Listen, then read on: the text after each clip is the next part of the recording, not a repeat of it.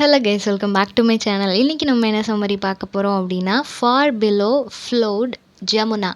இதை எழுதினவங்க ரவீந்திரநாத் தாகூர். இந்த பர்டிகுலர் போம் ஃப்ரூட் கேதரிங் அப்படின்னு சொல்லப்படுற ஒரு கலெக்ஷனில் தான் பப்ளிஷ் ஆகிருக்கு. டோட்டலாக இந்த கலெக்ஷனில் வந்து 61 போம்ஸ் இருக்குது.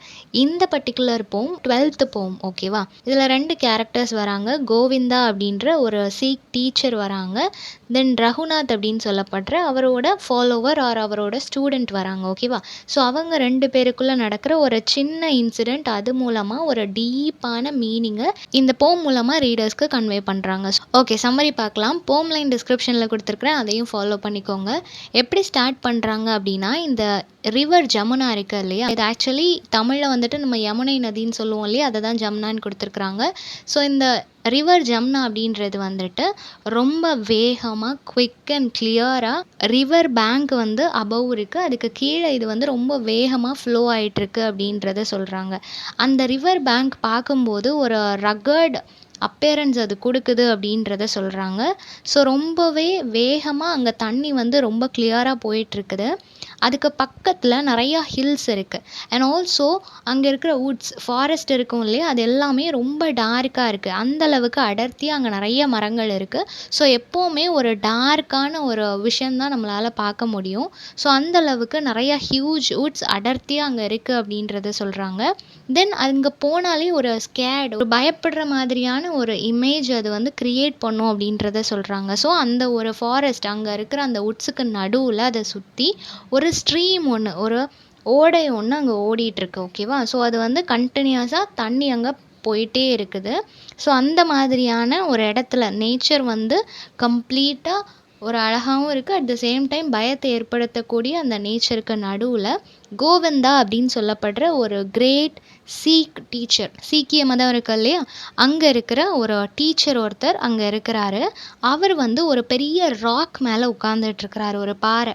அது வந்து அந்த காடாக இருக்கட்டும், அந்த ஸ்ட்ரீமாக இருக்கட்டும், அதுக்கு பக்கத்தில் இருக்கிற ஒரு பெரிய பாறையில் அந்த கோவிந்தா அப்படின்னு சொல்லப்படுற அந்த சீக் டீச்சர் வந்து உட்காந்துட்ருக்கிறாரு. உட்காந்து அந்த ஸ்பிரிச்சுவல் புக்கான ஸ்கிரிப்சரை வந்துட்டு ரீட் பண்ணிகிட்ருக்கிறாரு. அப்படி அவர் ரீட் பண்ணிகிட்டு இருக்கும்போது அவரோட ஃபாலோவர் ஆர் அவரோட ஸ்டூடெண்ட்டான ரகுநாத் அப்படின்ற ஒரு பர்சன் வந்து அங்கே வராரு. அவர் வந்து ரொம்ப வெல்த்தியான ஒரு பர்சன். அவரோட வெல்த்தை நினச்சி அவருக்கு எப்போவுமே ஒரு ப்ரௌட் இருந்துகிட்டே இருக்கும். ஸோ அந்தளவுக்கு ஓவர் வெல்த்தியான ஒரு பர்சன் அங்கே வந்து இந்த டீச்சரை பார்த்து அவர் முன்னாடி தலை வணங்குறாரு. தலை வணங்கிட்டு அவர்கிட்ட சொல்கிறாரு, நான் உங்களுக்காக ஒரு புவர் கிஃப்ட் ப்ரெசன்டேஷன் ஒன்று கொண்டு வந்திருக்கிறேன். அது வந்து உங்களோட அக்செப்டன்ஸ்க்கு முன்னாடி நீங்கள் அதை வாங்கிக்கிறேன் அப்படின்னு சொல்லி அக்செப்ட் பண்ணிட்டீங்க அப்படின்னா, அதுக்கு முன்னாடி இது வந்து ஒரு அன்வர்த்தி தான், இது அவ்வளோ வர்த்தான ஒரு விஷயம் இல்லை, நான் கொண்டு வந்திருக்கிறது ஒரு சின்ன கிஃப்ட் அப்படின்னு சொல்லி ரொம்ப தாழ்வாக சொல்கிறாங்க. அப்படி சொல்லிட்டு அவர் எதை எடுக்கிறாரு அப்படின்னா, பேர் ஆஃப் கோல்டு பேங்கிள்ஸ் எடுக்கிறாரு. அதில் வந்து ரொம்ப காஸ்ட்லியான ஸ்டோன்ஸ் எல்லாமே இருக்கிறது தெரியுது. ஸோ அந்தளவுக்கு காஸ்ட்லியான ஒரு கோல்டு அண்ட் காஸ்ட்லி ஸ்டோன்ஸ் இருக்கிற ஒரு ஆர்னமெண்ட்ஸை எடுத்துகிட்டு ரொம்ப சீப்பான ஒரு ஐட்டம்னு எதுக்காக சொல்கிறாரு அப்படின்னா, இப்போது அவர் வெல்த்தை விட அவர் மேலே வச்சுருக்கிற அந்த ஒரு லவ் அண்ட் அஃபெக்ஷன், அவருக்கு இருக்கிற அந்த ஒரு நாலேஜுக்கு முன்னாடி இந்த வெல்த் ஒன்றுமே இல்லை அப்படின்ற மாதிரி இவர் ஃபர்ஸ்ட்டு சொல்கிறாரு.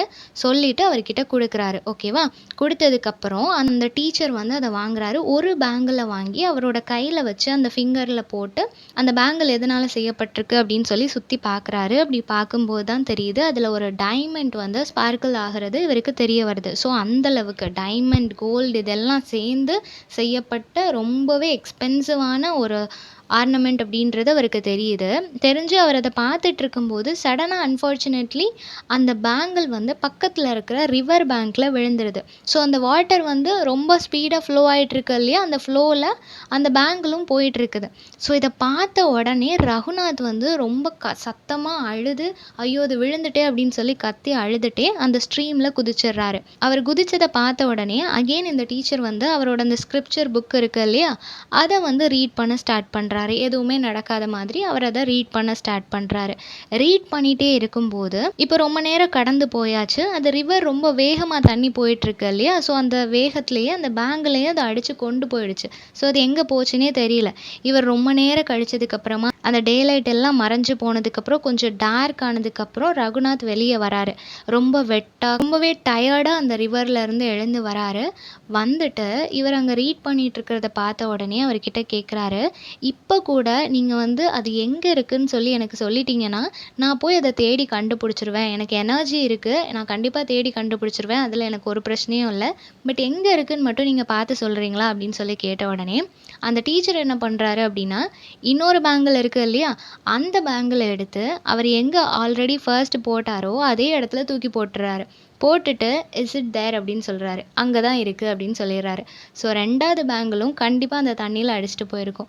ஸோ விச் மீன்ஸ் அவர் என்ன சொல்லணும்னு நினைக்கிறாருன்னா, நம்ம வந்து எங்கேருந்து எடுத்தோமோ அதே இடத்துக்கு தான் அந்த வெல்த் எல்லாமே போக போகுது. நம்ம போகும்போது எதையுமே எடுத்துகிட்டு போக போகிறதில்ல இல்லையா? பட் நம்ம என்ன தான் மற்றவங்க கிட்ட எனக்கு அதை விட ஸ்பிரிச்சுவல் மேலே எனக்கு இருக்கிற லவ் அதிகமாக இருக்குது, இல்லை ஒரு பர்சன் மேலே இருக்கிற லவ் அதிகமாக இருக்குதுன்னு சொன்னாலும் இந்த மெட்டீரியலிஸ்டிக் வேர்ல்டு நம்ம வந்து நிறைய இம்பார்ட்டன்ஸ் கொடுக்கறது இந்த மணி அண்ட் ஜுவல்ஸ் இந்த மாதிரி வேர்லி ப்ளெஷர்ஸ்க்கு தான் நம்ம நிறைய இம்பார்ட்டன்ஸ் கொடுக்குறோம். அவர் வந்து அப்போ தான் சொன்னார், உங்கள் முன்னாடி இது ரொம்ப புவர் கிஃப்ட், ரொம்ப சின்ன ஒரு கிஃப்ட் அப்படின்னு சொல்லி அது ரொம்ப சீப்பாக சொன்னார். பட் அது தண்ணியில் விழுந்த உடனே அவரோட உயிரையும் அவர் கன்சிடர் பண்ணாமல் அதுக்குள்ளே விழுந்து அவ்வளோ நேரம் தேடி இனிமையும் நான் தேடுவேன் அப்படின்னு சொல்கிறாரு இல்லையா? ஸோ அதுதான். ஸோ நம்ம வந்து அதை சீப் அப்படின்னு சொல்லி நினச்சாலும் எந்த விதத்துலேயும் நம்ம அதை சீப்பாக நினைக்கிறதில்ல. அதுக்கு தான் நிறைய இம்பார்ட்டன்ஸ் கொடுக்குறோம் அப்படின்றத அவருக்கு புரிய வைக்கிறாரு. ஸோ இந்த சம்மரி எல்லாருக்கும் புரிஞ்சிருக்கும்னு நினைக்கிறேன். நெக்ஸ்ட் என்ன டாப்பிக்கில் வீடியோ போடலான்னு சொல்லி கமெண்ட் பண்ணுங்கள். தேங்க்யூ ஃபார் வாட்சிங்.